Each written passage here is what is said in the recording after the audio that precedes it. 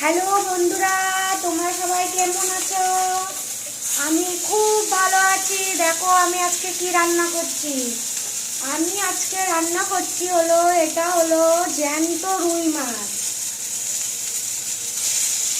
আর আমি কি রান্না করব সেটাও দেখাচ্ছি, দাঁড়াও। এইখানে দেখো পেঁয়াজ কলি আলু কেটে রেখেছি। এইগুলো দিয়ে আমি পুঁটি মাছের ঝাল বানাবো, চচ্চড়ি বানাবো। আজকে দেরি হয়ে গেছে অনেক, যেহেতু মেয়ের আমার শরীর খারাপ, তো মেয়েকে আমি স্কুলে আনতে গেছিলাম। এর মধ্যে আমি একটুখানি হলুদ দিলাম আর একটু লবণ দেব, দিয়ে এটাকে ভালো করে একটু ভাজা ভাজা করব।